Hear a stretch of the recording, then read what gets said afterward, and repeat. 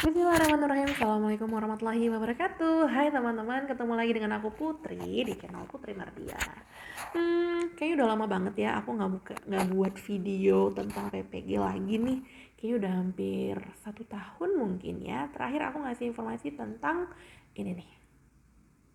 Oke, kali ini aku lagi semangat-semangatnya nih teman-teman buat bikin video. Karena apa? Karena ada kabar menarik buat teman-teman semua yang selama ini udah nge-DM aku, udah nge-komen di YouTube aku, "Kak, kapan nih pendaftaran PPG?" Nah, ini jawabannya. Ini nih teman-teman, pengumuman PPG Prajabatan 2022 yang telah diposting Dirjen GTK Kemdikbud melalui Instagramnya di hari Kamis tanggal 2 Juni di siang hari nih teman-teman. Nah, setelah aku tahu ada postingan ini, aku cepet-cepet langsung posting di story aku supaya apa? Biar teman-teman yang udah nge-follow aku atau ngikutin aku di Instagram bisa cepet-cepet kepoin informasi ini. Oke teman-teman, aku akan sedikit menjelaskan tentang PPG ya. Mungkin di sini teman-teman ada yang baru nonton video aku, terus ataupun mungkin baru tahu tentang PPG. Jadi PPG ini sudah ada lama sih teman-teman. Cuman untuk PPG Prajabatan khususnya itu ada di tahun 2017. Jadi dulu munculnya itu bentuknya atau judulnya PPG Prajabatan Bersubsidi, di mana semua biaya pendidikan itu ditanggung oleh Kemendikbudristek pada saat itu. Dan hanya ada 3 gelombang teman-teman. Dan alhamdulillah aku itu gelombang ketiga. Nah setelah itu setahun kemudian barulah ada PPG Prajabatan lagi, tapi dengan judul PPG Prajabatan Mandiri, di mana semua biaya pendidikan itu ditanggung secara mandiri oleh si mahasiswa yang lolos teman-teman. Nah itu sudah lama dan itu cuma ada 2 gelombang ya seingat saya. Terus agak lumayan lama karena juga pandemi, jadi sempat 1 tahun lebih itu tidak ada pembukaan pendaftaran PPG teman-teman. Nah alhamdulillah di tahun ini muncul lagi nih PPG Prajabatan 2022. Jadi teman-teman, di video kali ini ada beberapa hal yang pengen aku jelaskan kepada teman-teman. Itu juga yang menjadi perbedaan nih teman-teman antara PPG Prajabatan 2022 dengan PPG Prajabatan Mandiri yang di 2 tahun yang lalu nih. Nah ada 3 poin dari informasi yang saya dapatkan di ini ya, di pengumuman tersebut. Yang pertama saya bahas dulu tentang persyaratan, terus tentang prodi, kuota prodinya, dan juga tentang biaya nih teman-teman. 3 hal ini dulu yang aku akan jelaskan. Untuk yang proses pendaftaran dan segala macam itu nanti di video berikutnya ya, biar nggak terlalu panjang videonya. Ini saya akan membahas tentang persyaratan di poin pertama ya. Persyaratan ini saya akan tampilin di sini. Ini persyaratan PPG Prajabatan 2022. Ada 10 poin persyaratan teman-teman. Dan ada 3 poin yang menjadi fokus saya di sini karena jauh berbeda dengan di tahun-tahun sebelumnya teman-teman. Oke, kita bahas ya yang bedanya saja. Kalau poin yang lain saya yakin teman-teman sudah familiar dengan persyaratan ini, dan di video-video sebelumnya juga saya sudah menjelaskan persyaratan PPG ya. Nah, di 3 poin ini yang pertama itu tentang calon mahasiswa PPG Prajabatan 2022 ini tidak atau belum terdaftar di Dapodik teman-teman. Nah, otomatis teman-teman yang sudah honor di sekolah dan sudah memiliki Dapodik, baik baru 1 bulan atau 2 bulan, jelas sudah pasti tidak bisa daftar PPG Prajabatan 2022. Sangat disayangkan ya teman-teman. Jadi segmen peserta yang ikut itu jadi lebih diperkecil ya teman-teman. Yang kedua yaitu adalah persyaratan tentang usia nih teman-teman. Di tahun ini yang bisa menjadi atau mendaftar menjadi calon mahasiswa PPG Prajabatan 2022 ini maksimal usianya adalah 32 tahun. Kalau kita bandingin dengan di tahun sebelumnya ya, di tahun aku itu 29 tahun karena memang bersubsidi. Terus pada saat PPG Prajabatan Mandiri itu 34 tahun, jadi lebih banyak peluang mereka-mereka yang sudah 30 tahun ke atas. Terus di tahun ini, tahun PPG Prajabatan 2022 ini diturunkan lagi menjadi 32 tahun nih teman-teman. Kira-kira alasannya apa? Ya mungkin tadi itu ya. Menurut saya kalau kita lihat runtutannya ya, persyaratan yang pertama itu dia harus memiliki tidak boleh memiliki dapodik. Yang kedua umurnya diturunin lagi lebih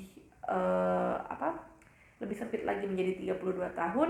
Ya udah jelas sih teman-teman, memang target untuk mahasiswa PPG Prajabatan 2022 ini yaitu adalah mereka-mereka yang fresh graduate nih teman-teman. Gitu. Terus yang ketiga itu kalau kita lihat di sini itu ada informasi atau persyaratan tentang lulusan S1 atau D4 tapi tidak disebutkan harus linear atau tidak nih teman-teman. Padahal kalau di persyaratan sebelum-sebelumnya itu dijelasin sekali bahwa S1 atau D4 yang linear dengan jurusan yang akan didaftarkan oleh calon mahasiswa tersebut. Nah, ternyata usut saya dapat info dari salah satu viewer saya, dia DM saya melalui Instagram bahwa walaupun tidak dicantumkan harus linear di persyaratan, pada saat kita mendaftar masuk ke sistem, ternyata kalau nggak sesuai dengan jurusan kita nggak bisa daftar teman-teman. Gitu. Jadi untuk teman-teman yang tahun ini belum berkesempatan untuk mendaftar di PPG Prajabatan 2022, jangan berkecil hati ya teman-teman ya. Kita doain sama-sama mudah-mudahan tahun depan ada lagi dengan jumlah program studi yang lebih luas lagi atau lebih banyak lagi dan lebih bervariatif ya. Oke. Nah, untuk di poin kedua saya akan ngebahas lanjut dari yang tadi ya. Saya akan membahas tentang kuota program studi. Sebelum-sebelumnya sih kuota program studi itu nggak pernah disebutkan teman-teman, tapi di tahun ini disebutkan bahwa target peserta PPG itu adalah 40.000.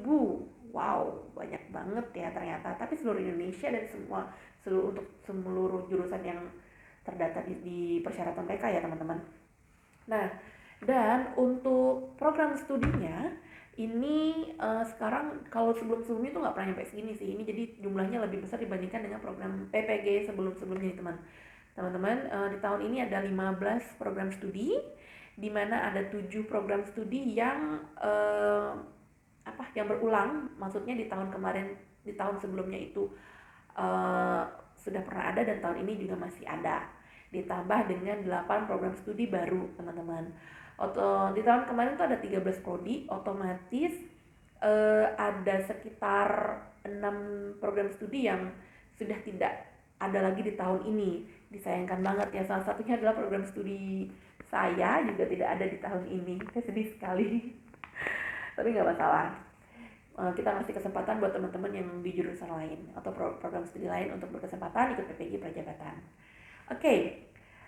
Kalau saya sebutin, di tahun ini itu ada 15 program studi, yaitu PGSD masih ada di tahun lalu, PKN juga masih tahun lalu juga masih ada, PJKR ada di tahun lalu juga, bahasa Inggris, matematika, ekonomi, sejarah itu ada juga di 2 tahun yang lalu. Nah, yang baru saat ini tambahannya itu atau perubahannya itu adalah guru kelas TK, pendidikan luar biasa, IPS, IPA, biologi, kimia, dan juga fisika. Nah, itu adalah 15 program studi yang ada di tahun ini, teman-teman.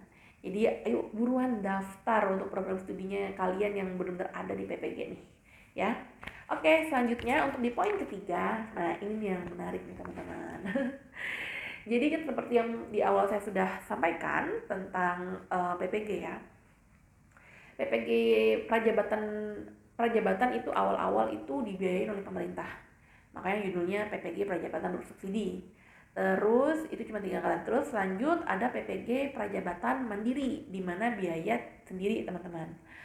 Nah, di tahun ini spesial banget menurut saya, dan ini juga jawaban doa-doa teman-teman, di mana teman-teman di sini semuanya berharap bahwa PPG itu gratis, tidak bayar.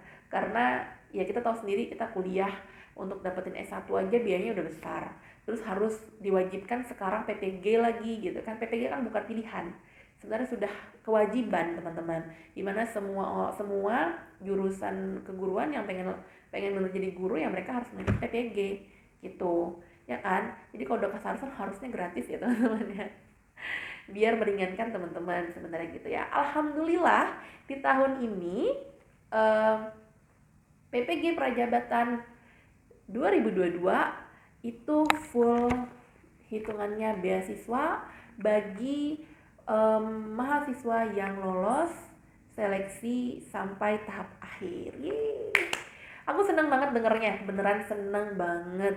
Karena sempat yang mandiri itu agak kasihan, agak sedih gitu. Kenapa mesti harus mandiri sih gitu kan. Dan tahun ini bisa harus gratis lagi sama seperti zaman aku teman-teman. Jadi aku bangga banget, seneng banget. Jadi teman-teman jangan sampai buang kesempatan ini. Kita nggak tahu, kita nggak ada yang pernah tahu apakah di tahun depan masih terus beasiswanya berlanjut atau akan diadakan mandiri lagi. Karena memang benar-benar PPG Prajabatan ini unpredictable menurut saya.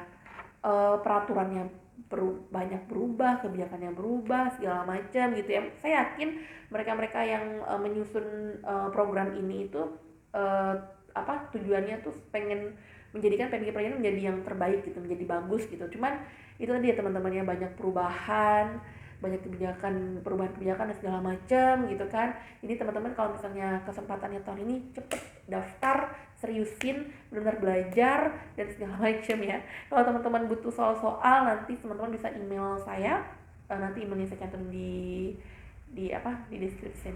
Oke, teman-teman. Oke. Baiklah, mungkin itu yang aku pengen sampaikan ke teman-teman.